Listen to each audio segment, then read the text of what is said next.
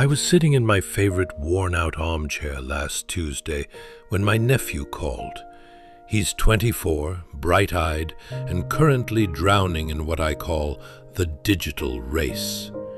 He asked me, "Uncle, does it ever feel like if you aren't famous or rich or changing the world with a capital C, then you're just taking up space?" It's a heavy question, isn't it? We live in an age of metrics. We measure our worth by likes, by LinkedIn titles, by the dent we leave in the universe. We've been sold this lie that a life only counts if it's a spectacle. If it isn't viral, it's invisible. I'm 75 years old. I've seen empires rise and fall, and I've seen 1,000 influencers come and go. But as I look back from the sunset of my journey, I realize we've got it all backward. We are so busy looking for the lightning bolt that we ignore the electricity that keeps the world running. Your life isn't a performance. It's a series of invisible threads. And today, I want to show you why the things you think don't matter are actually the only things that do. Think about the history books. They tell us about the generals, the kings, and the billionaires. But those books are mostly fiction because they leave out the foundation. I once knew a man named Arthur. Arthur worked in a paper mill for 45 years. He never won an award. He never gave a TED Talk. When he retired, they gave him a gold watch and a lukewarm sheet cake. On paper, Arthur was ordinary. But let me tell you about Arthur's funeral. The line stretched out the door. Why? Because Arthur was the man who noticed when the janitor was limping and brought him an extra cushion. He was the man who spent his lunch breaks teaching the new kids how to fix the machines so they wouldn't get fired. He was the invisible glue. We chase these grand marks, the big promotion, the name on a building.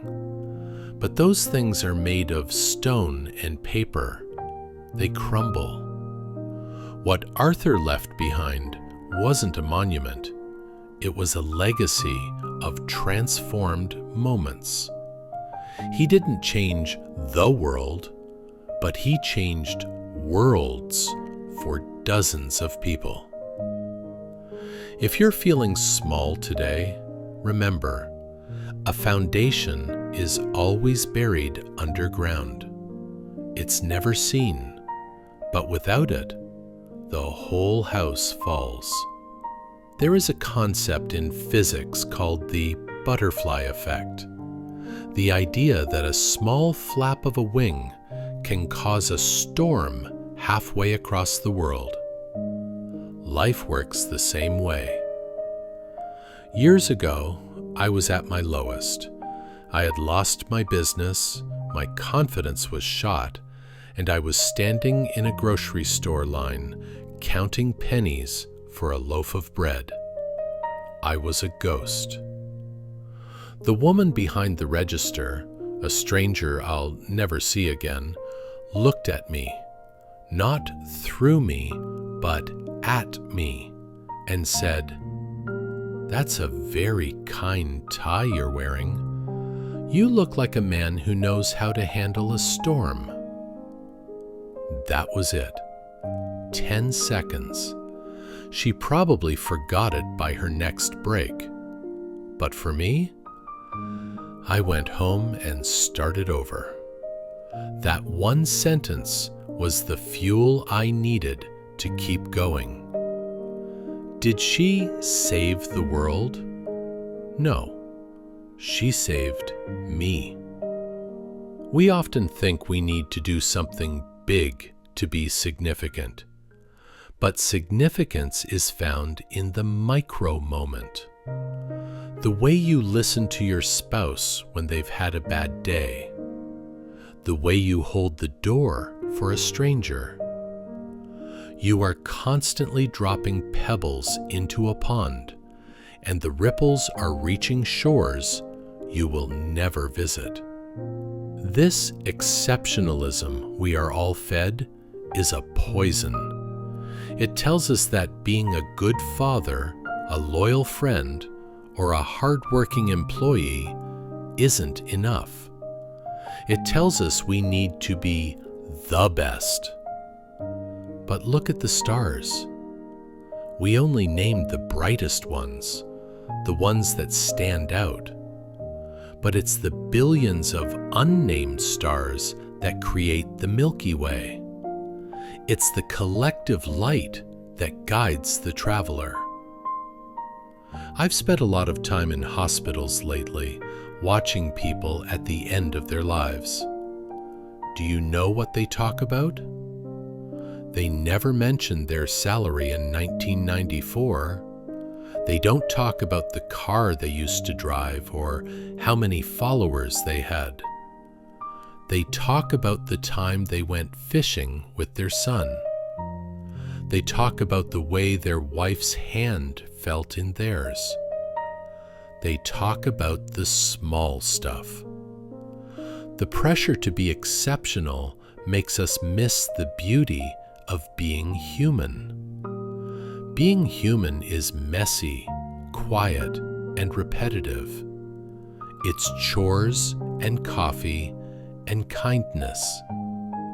If you spend your whole life trying to be a giant, you'll never notice the beautiful garden growing at your feet. We are obsessed with return on investment. If I do this, what do I get back? But the most meaningful acts have no immediate ROI. Think about your favorite teacher from 3rd grade. Why do you remember them? Is it because they were a global leader? No, it's because one day they stayed 5 minutes late to tell you that your drawing was special. They planted a seed. They didn't see it bloom. You did 20 years later. True significance is a delayed harvest. You are planting seeds every single day through your integrity and your presence. When you choose to be honest when no one is looking, you are strengthening the moral fabric of the world. When you choose patience over anger in a traffic jam, you are lowering the temperature of a boiling society. You might feel like you're shouting into a void. You might feel like your hard work is going unnoticed. But the universe has a long memory. Every unremarkable act of goodness is recorded in the lives of the people you touch. You are a billionaire in the currency of influence. You just haven't checked the balance lately. So, let's go back to that question my nephew asked. Do I matter if I'm not famous? My answer to him and to you is this: you matter because you are here.